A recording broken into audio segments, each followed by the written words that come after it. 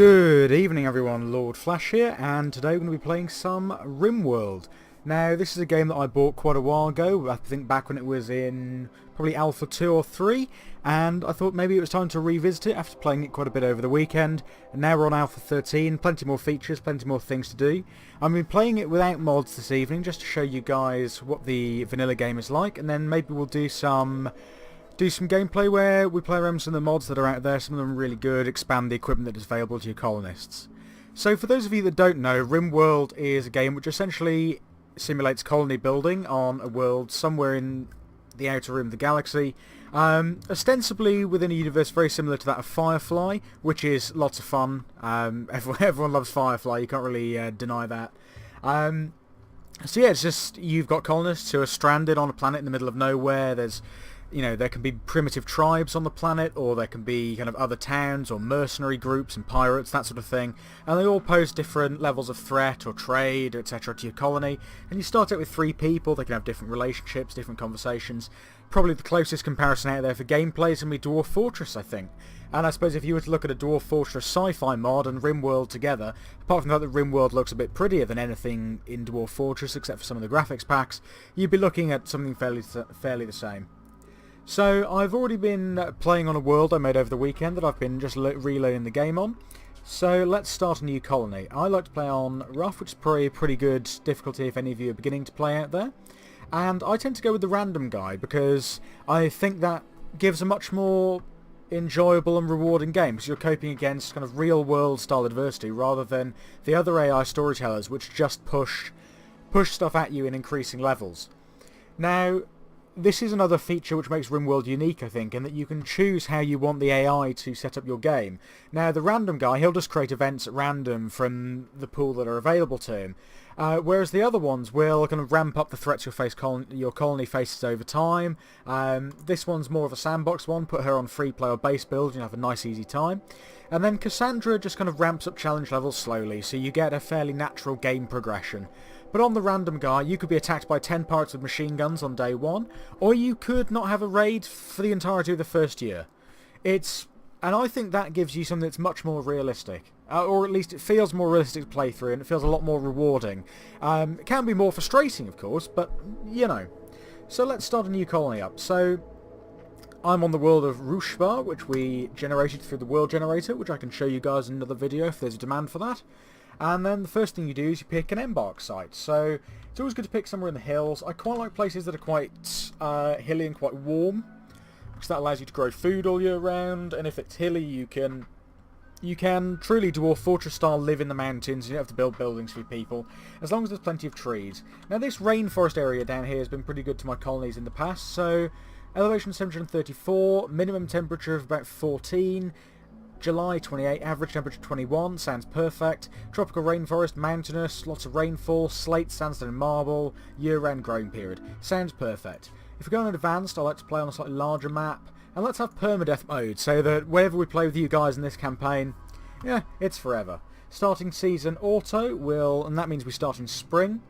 So we've selected a site, great, now we want to choose our colonists. Now they all get different stats and skills, a little background that helps set those, they've got an age, they can have relationships, they can already have health conditions, and then they have things they're incapable of doing and their traits. So this guy's a pessimist, psychically dull and abrasive. So despite having some pretty good stats, he's available with dumb labour, scary stuff or cleaning, which doesn't make him ideal really, so I think we'll randomise. Oh, he's 82, we don't really want him, got dementia, that's not great. Caskey Dixon, she is rubbish. 43. Trying to find someone that you actually want to have in your colony is pretty difficult. He's a brawler, so he just likes punching people to death. We can go with that. Cancer, fantastic. Wow, this guy is really good at shooting people, but can't mine or care for people or do anything artistic. It's not brilliant. It's just, you just click randomise a few times till you see a block of stats that you want in your colony, and also any relationships you might want in your colony. So she actually looks okay. She can't do dumb labour or scary stuff, which isn't ideal. Can't do plant cutting, hauling or cleaning. Well, that's not great. The things you really need in your colonies are going to be cleaning and hauling, because those affect, one, how many resources you've got available, and two, whether your people are unhappy because the place is filthy or not. Oh my goodness. He can't do intellectual stuff. He likes the heat. That's perfect. He's a night owl and psychically dull. He can cook. He can do pretty much everything apart from research. I think we'll actually go with that guy. He's okay. Vargas the actor can't do dumb labour, which is no plant cutting, hauling. I really don't want people who are incapable of that. I don't want people who are incapable of violent. A masochist. Oh my goodness. Wow, this person is kind of crazy. I don't think we want them. Because they can go mental, just like your dwarves can in Dwarf Fortress. Brawler and psychically sensitive, well... I guess that works. She's 17, she'll be alright. And then Norman, who... low-wage worker.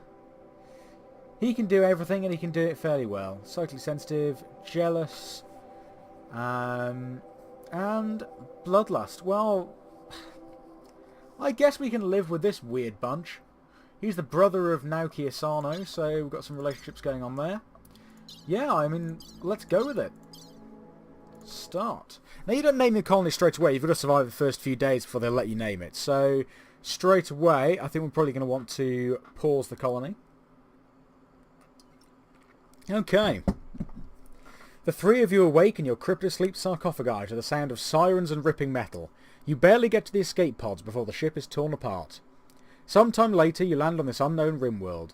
As pieces of the shredded starship fall around you, you start making plans to survive. Great. So our escape pods come down, and we've landed right next to a mountain that's got... that's sandstone, we've got steel. So there's a few different resources in this game. Those are primarily wood, steel... silver, components, meals and food sources. We'll just unforbid everything. So if an item's forbidden, they can't pick it up, carry it, etc. So that's not ideal for when you're trying to start a colony. Not started with the most meals, but we can live with that, I guess. Okay, so there's a structure there that we could claim, but I think there's an ancient wall down there. Those contain all sorts of nasty things. What else have we got going on? Well, that seems to be all the starting resources. I like the look of this hill for our initial home. There's a structure already carved into it up there. As you can see, they're pretty big maps as well, and they're covered in like little animals. Here's a load of monkeys. I think there's a chinchilla somewhere near here. Yeah, there we are, chinchilla. Okay, let's take a look at who's got the best shooting skills. 3-3-0, okay. Well, let's give this guy the survival rifle, this guy the pistol, and B, who is a brawler, she can have a knife. Let's set out where we want people to live. So I think we're going to start by building a living room, or kind of an initial living room here, just a 5x5 room in which they'll sleep. Now we want to build a fridge they can keep their food in. So for that we'll want to mine out that there. No, we don't. What am I doing? Cancel that. We'll do that there. Now the fridges, you power them using the coolers, and that helps you refrigerate food in hot climates, which is pretty useful. Just do a bit of a corridor here as well. Now that's against there, so that's where the vent will go. Power structures, we're going to want, I reckon, 2 solar generators. And a power conduit that runs over to these. We'll also want to pop a battery room down. So orders, mining. This is just a room in which you can keep your power sources, and this you also want to keep cool, so we'll dig that a tunnel out to here. You want to be refrigerating the batteries because that helps to prevent short outs. We'll make it a pretty big battery room, that's always a useful idea. We've only got 1 point of entrance. We can protect this fairly easily. We've got a cooler room. Now we're going to want to add a kitchen next to the cooler. So if we do that here, that works. And I think from the kitchen we'll then want to make a dining room. And then some bedrooms which will go along here. I like to make them nice and big, so otherwise they start complaining about how miserable everything is. We'll just do that, do that, do that, and make sure that we've got everyone set to mine. And hopefully that's a pretty good start. So we'll let them get on with it. They're going to pick up their stuff. Unforbid that silver. Oh, and we've got a pet cat, Elmer, training. Wow, you can't train cats at all. I forgot about that. Okay, never mind. So the cat's just going to wander and be a dick to everyone, just like real cats. Sorry for you cat lovers out there. They're not my favourite friends. I am massively allergic. So the guys have already started mining out into the mountains. They're vomiting from crypto sleep. Fantastic. Now we're also just going to put down a steel horseshoes pin because this lets them have some fun. So we'll put that, I think, on this stone area here. Now we're also probably going to want to start by building a quick wooden wall, into which we're going to put our first stockpile. Put a wooden door, so roofs are automatically put on places. He can do that.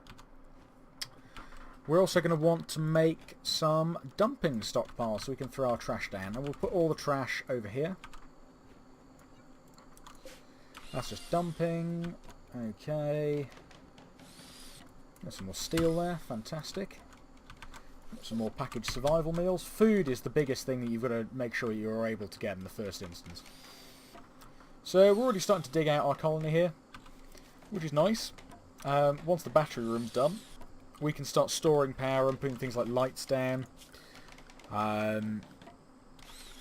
Structure, I think furniture. We're going to pop a standing lamp out here. Whoops, not there. Just going to cancel those two. Now everything's got keyboard shortcuts as well to make your life nice and easy. Structure power. So yeah, we're just hoping that we can build a successful colony and the people can survive. And it is about just trying to keep your people as alive as you possibly can. We'll pop a wooden door on here just so people can't come in. Once that's mined out, then we can put the cooler in there. Now, admittedly, having two coolers isn't hugely efficient, so what if we also order them to mine this out? And that will mean that cooler that will then try and freeze all of this. And I tend to try and keep everything at around about -5. Frozen food won't spoil, which is especially useful when you're in a rainforest where the temperature is currently 14 degrees C. We need some colonist beds, so I'll just pop down some... For now, I just want to give them some sleeping spots and somewhere the animal can sleep.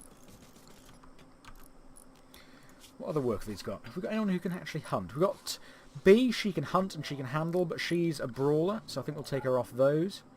Handling is fine. This guy can handle, and... Who did I give the assault rifle to? Not the assault rifle, the hunting rifle. Okay, so Asano can also be our hunter. There we go. So as you can see, they're starting to dig this out. We can finally pop the beds inside once that's done. Now in here, I'm just going to go on zones. I'm going to go on stockpile. Now I'm going to deny this one to have food and also body parts and corpses. I mean, we could even butcher the cat for leather and food, but that just feels a bit horrifying, really.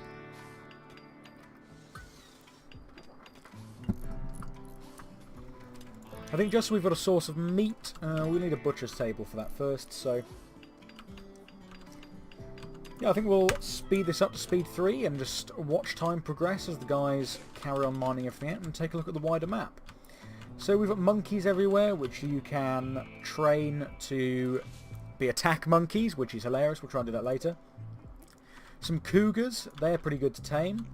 We'll just claim the ship part, that means we can deconstruct it at some point for the materials. Wild boar, some capybaras. Yes, plenty of animal life, which is always nice to see. Some llama, well, an alpaca, I think. And you can also train animals to do things like haul items for you, or rescue injured colonists when they've been attacked in a raid. And that's a really good, start.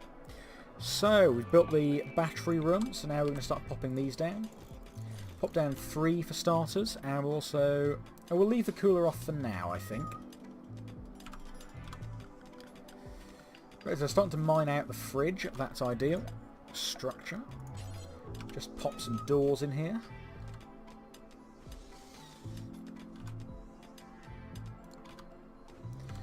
So the solar panels aren't working currently, we've got no power. And everything takes a few of these resources. Now the maps are randomised, so you are kind of limited to what's going to be there. Like compacted steel's here. Have we got any other mountains with steel in them? Hopefully. Because steel's one of the best resources you can get for building the electronics. Obviously you start with some that's fallen out of your initial spaceship. I think we're going to set ourselves to tame some alpacas when possible. Another thing we need to do is set them to grow some food, because without food you are absolutely in trouble. So zones, and to do it you go on growing zone. I think we'll set a fairly big one here. This one we set it to grow rice. We're also then going to go on here and set another growing zone, just at the bottom of the solar panels. And this one was set to grow heal root, which you use to make herbal medicine, which is a great start. So fab, this guy's now starting to actually plant the stuff for us. Is everyone who can haul and clean on hauling and cleaning? Yes, they are. Great, okay. So temperature, we'll pop a cooler down. Of course, need to... no, just need to deconstruct these. Go on furniture. Pop some sleeping spots down. Go on temperature. Space already occupied. Oh, because the wall's there. Okay, so we are actually going to have to order them to mine this out. And then build a wall in that place. Oh, we've got a critical alert for poor mood. Why are they having an issue?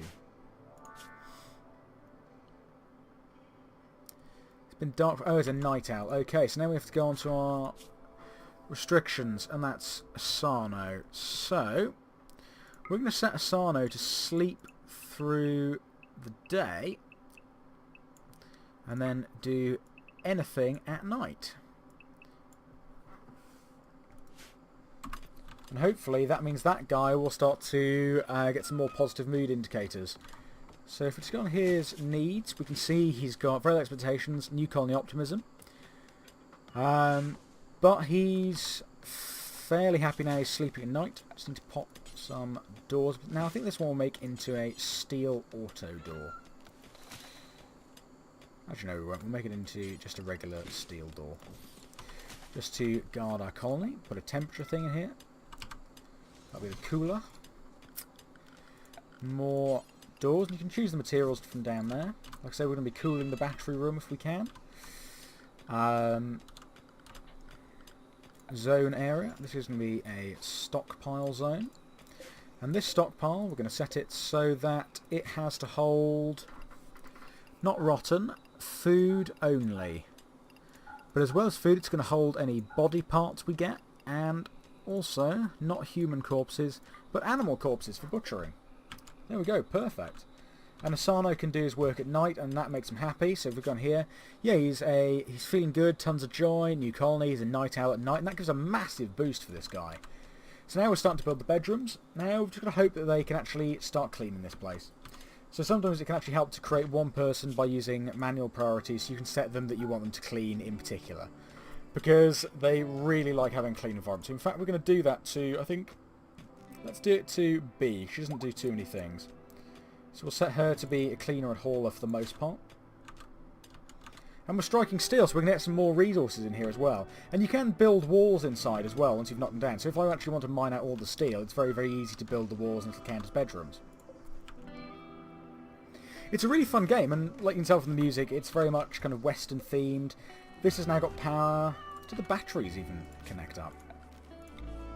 No, they don't. There we are. Put a power conduit in there. I'm going to set the target temperature of this thing down to not that cold. But -5 is a pretty good temperature for food. Ooh. Random event.